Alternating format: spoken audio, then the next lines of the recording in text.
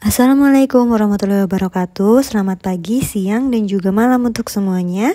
Saya Cici Widya Anggraini dari Latsar CPNS 2001 angkatan 10 kelompok 4. Di sini saya akan menjelaskan tentang mind mapping wawasan kebangsaan dan juga bela negara yang sudah saya buat.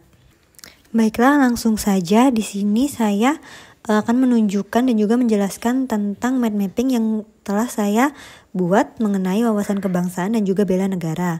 Di sini kita memiliki dua definisi, di mana yang pertama adalah definisi dari wawasan kebangsaan. Apa itu wawasan kebangsaan? Itu adalah konsepsi cara pandang yang dilandasi akan kesadaran diri sebagai warga dari suatu negara, akan diri dan lingkungannya di dalam kehidupan berbangsa dan bernegara. Sebelum itu, perlu kita ingat-ingat juga beberapa titik penting dalam sejarah bangsa Indonesia. Yang pertama adalah terbentuknya Organisasi Budi Utomo pada tanggal 20 Mei 1908 dan ini merupakan awal pergerakan nasional para pemuda-pemudi Indonesia. Lalu yang kedua selanjutnya adalah terbentuknya Perhimpunan Indonesia pada tanggal 25 Oktober 1908 di Leiden, Belanda oleh Sultan kesayangan dan juga RN Noto Suroto.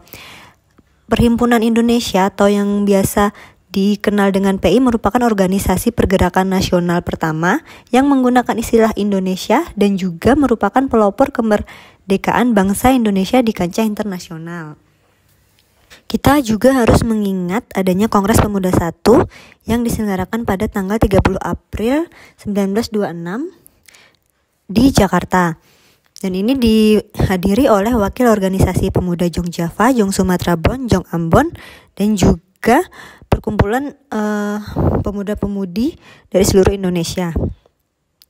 Selanjutnya ada juga Kongres Pemuda kedua yang dilaksanakan pada 27 dan juga 28 Oktober 1928. Pada tanggal 1 Maret 1945, Letnan Jenderal Kumakichi Harada, pimpinan pemerintah pendukung Jepang di Jawa, mengumumkan pembentukan BPUPKI atau Badan Penyelidik Usaha-Usaha Persiapan Kemerdekaan Indonesia. Sedangkan pada tanggal 7 Agustus 1945 terbentuk PPKI yang dibentuk oleh pemuda-pemudi Indonesia. Selanjutnya, saya akan menjelaskan tentang konsensus dasar berbangsa dan bernegara, di mana konsensus dasar ini memiliki 4 poin utama.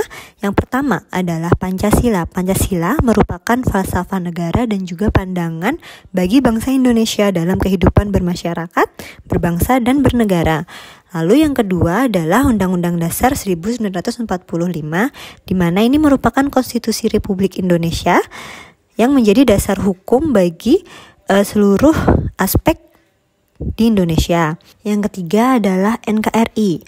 NKRI yaitu Negara Kesatuan Republik Indonesia. Apa yang dimaksud dengan negara kesatuan? Ini merupakan negara yang berdaulat, diselenggarakan sebagai suatu kesatuan tunggal di mana pemerintah pusat menjalankan suatu kekuasaan yang sudah dipilih oleh pemerintah pusat untuk didelegasikan. Dan yang terakhir adalah Bhinneka Tunggal Ika, di mana Bhinneka Tunggal Ika berarti berbeda-beda tetapi tetap satu jua, di mana maksudnya walau masyarakat Indonesia berasal dari suku, agama, dan ras yang berbeda, tetapi tetap satu dalam persatuan dan kesatuan sebagai bangsa Indonesia. Slogan ini merupakan ikrar pemersatu bangsa yang menggetarkan jiwa. Sebagai negara yang besar, Indonesia tentunya memiliki identitas tersendiri, di mana bendera nasional kita adalah bendera Sang Merah Putih. Ini sesuai dengan pasal 1 ayat 1 Undang-Undang Republik Indonesia nomor 24 tahun 2009 tentang bendera, bahasa, dan lambang negara, serta lagu kebangsaan. Bahasa persatuan yang dikembangkan sesuai dengan dinamika peradaban bangsa dan juga sebagai bahasa resmi negara kita adalah bahasa Indonesia. Lambang Negara Kesatuan Republik Indonesia berbentuk Garuda Pancasila yang kepalanya menoleh lurus ke sebelah kanan, perisai berupa jantung yang digantung dengan rantai pada leher Garuda, dan semboyan Bhinneka Tunggal Ika ditulis di atas pita yang dicengkram oleh Garuda. Lagu kebangsaan yang kita akui adalah Indonesia Raya yang diciptakan oleh W.R. Supratman. Baiklah, selanjutnya saya akan menjelaskan tentang definisi bela negara. Bela negara adalah tekad, sikap, dan perilaku serta tindakan warga negara, baik secara perseorangan maupun kolektif dalam menjaga kedaulatan negara, keutuhan wilayah, dan keselamatan bangsa dan negara yang dijiwai oleh kecintaannya kepada negara Kesatuan Republik Indonesia berdasarkan Pancasila dan Undang-Undang Dasar Negara Republik Indonesia tahun 1945 dalam menjamin kelangsungan hidup bangsa Indonesia dan negara dari berbagai ancaman. Ini juga sesuai dengan pasal 1 ayat 11 Undang-Undang Republik Indonesia nomor 23 tahun 2019 tentang pengelolaan sumber daya nasional untuk pertahanan negara. Keikutsertaan warga negara dalam usaha bela negara salah satunya dilaksanakan melalui pendidikan kewarganegaraan dengan pembinaan kesadaran bela negara dengan menanamkan nilai dasar bela negara. Meliputi 5 poin utama. Yang pertama adalah cinta tanah air, sadar berbangsa dan bernegara, setia pada Pancasila sebagai ideologi negara, rela berkorban untuk bangsa dan negara, dan juga kemampuan awal bela negara.